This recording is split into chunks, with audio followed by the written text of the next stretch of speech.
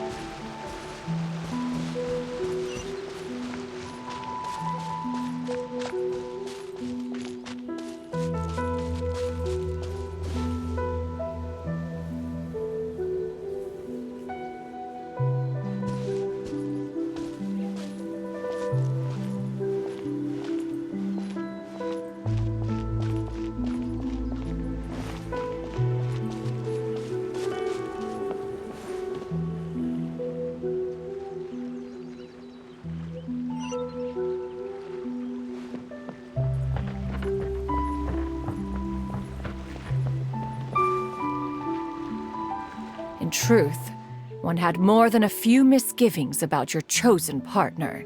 As an exorcist, his talent was lacking. One could hardly say his skill with sigils was any better. But soon, one came to appreciate the devotion he bestowed upon you during your illness. He never uttered a complaint and rarely left your side. Unwilling to begrudge someone of such character, one decided to overlook his aforementioned deficiencies, glaring though they may have been. Wishing to grant you a life without regrets, one gathered many divine ingredients and used one's own blood to create a form of medicine. Though imperfect, it managed to suppress the more dire effects of your illness. As for how to deliver the medicine, after much contemplation, one eventually decided to perform the deed oneself. One took great care to alter one's features and select the appropriate attire. Only after meticulous scrutiny did one finally set out for Wangshu Inn. As one expected, you were most ignorant of one's true identity. You showed not even the slightest inkling of recognition. One was quite torn. Should one have celebrated the success of one's disguise, or mourn the loss of your acquaintance?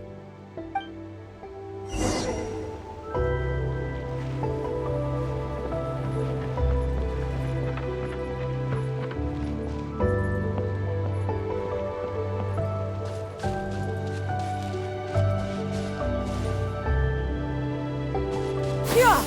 Skyward!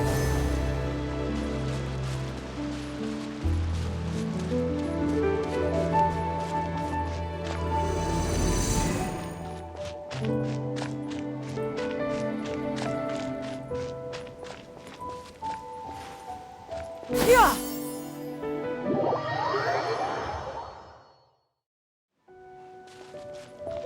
Yeah! Skyward!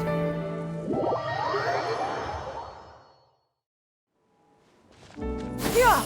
Nevertheless, one would speak...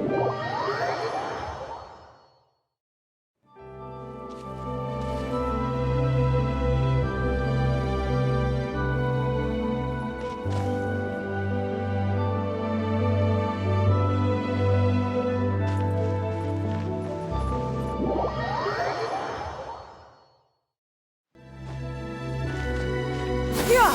Scatter! Skyward!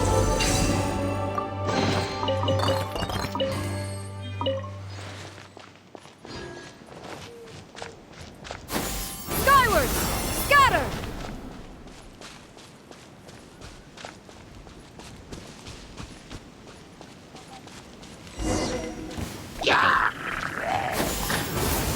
Scatter! Yeah! Skyward!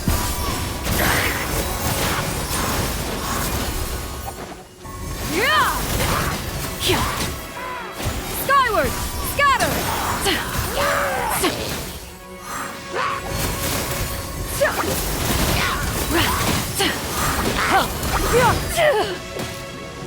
Skyward! Ho! Scatter! Seize the skies!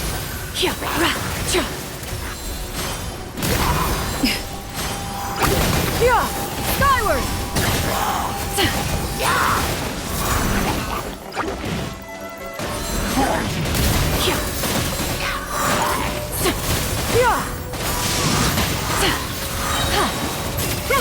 Make way for the Adeptus! Yeah! Skyward!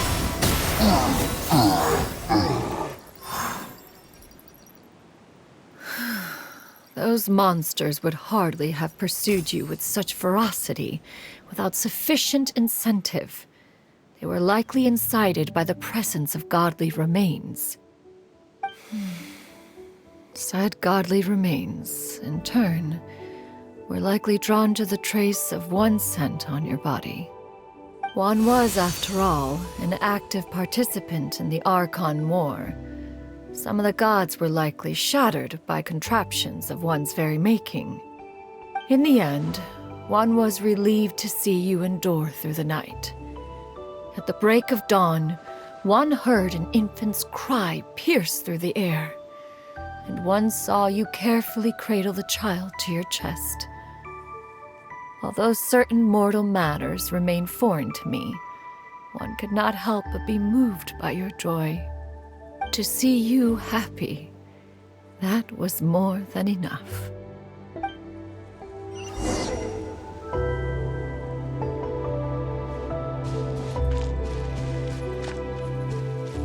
Yeah! Now you should have a complete understanding of the events. Wait! But if that's true, then the crane who took care of me when I was sick must also be... Ah, one had almost neglected to recount the absurdities of that tale.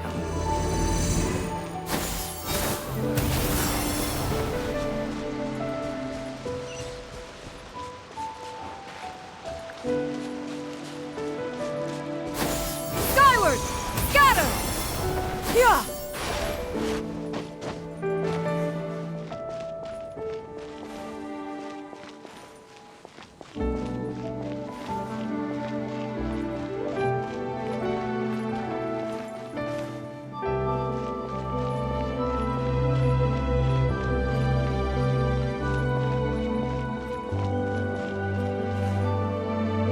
Just as you and I troubled one with her antics, so did you give one many a headache. Upon finding you burning with fever, one made plans to bring you back to one's abode for treatment. However, upon seeing one's form, you began to cry, refusing to get on one's back. When one asked you why, apparently you believed that one could not possibly be a true Adeptus, because all illuminated cranes are white from tip to toe. One had no choice but to apply powder to one's body to conceal the variegated nature of one's appearance. You became more than amenable enough when one stood before you devoid of any other coloring. It bears mentioning, however, that as a crane, Yuendai was nearly entirely pure white in color. Though you had never encountered her in that form, you still recognize the essence of her being. Perhaps fate brought you two together in more ways than one.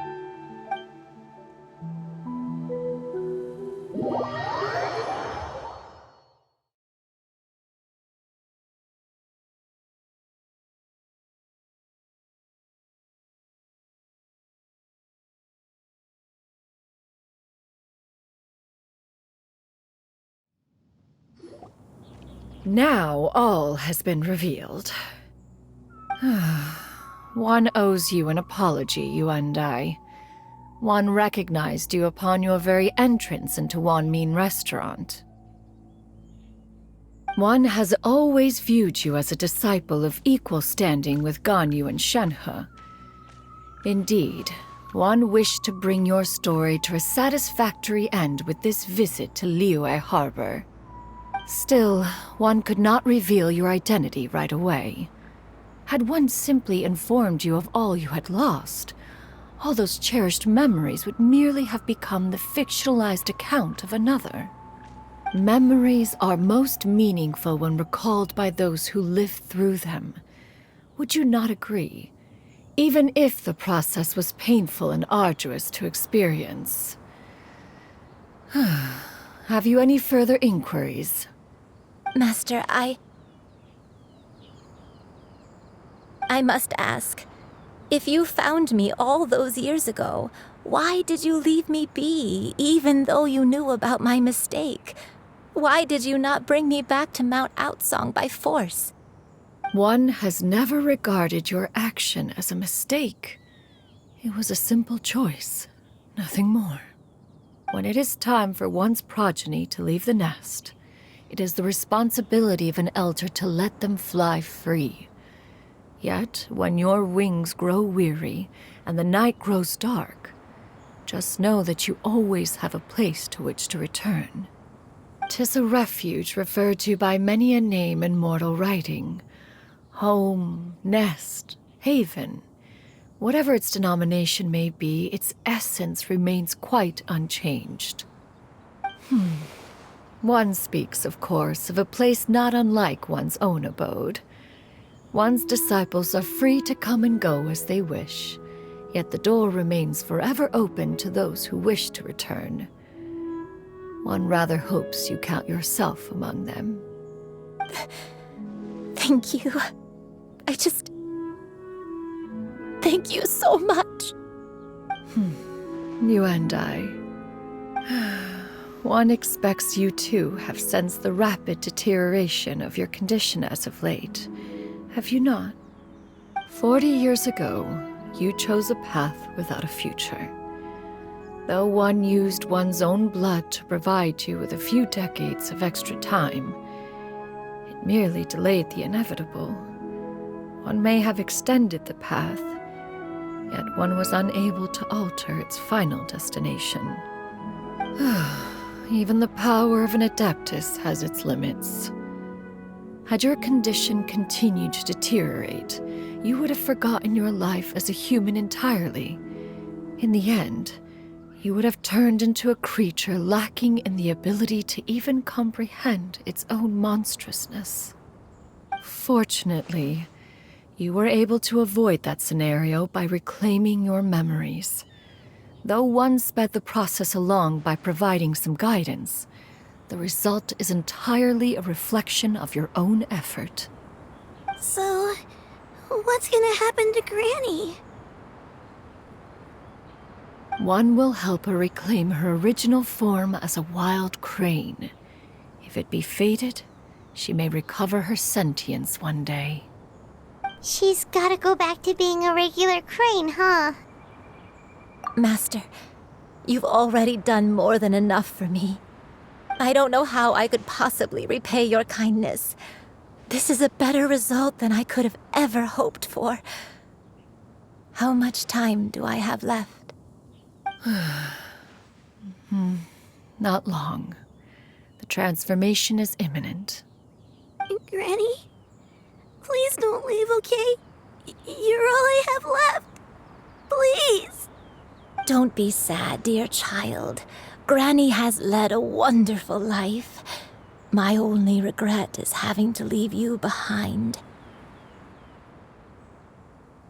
Don't forget to eat well, okay? A growing young lady like yourself needs lots of good food to grow big and strong. Promise Granny you'll take good care of yourself when I'm gone. I promise, Granny. I'll do whatever you say. Good girl, good girl. Don't worry. It's not goodbye forever. Granny's gonna become the most formidable crane in all of Mount Outsong. Granny will train day and night. I won't stop until I can turn into a human without having to rely on anything but my own power. When that day comes, we'll be able to live together again, you and I. How's that sound? Good. That's a good girl.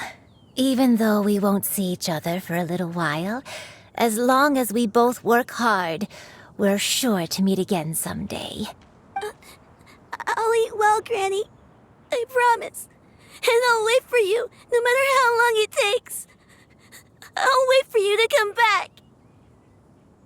That's a good girl. Then Granny really has no more regrets. I'm so sorry, Master. Thank you for everything.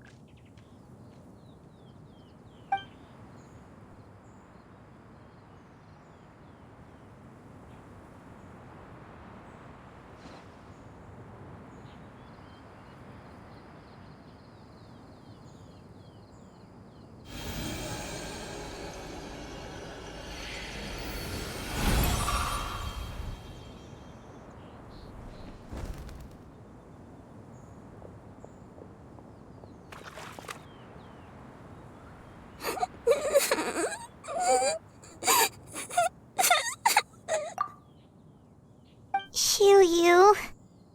Let her be. At her age, crying is a natural, if not fitting, response to such an event. Tears are a necessary part of maturation. Sometimes there is scarcely a better vehicle to wash away the toll of stress and misery. Now that the issue has been resolved, you should also take a moment to relax. Give yourself some time to rest. Take a nap if you must. One will wake you in due time.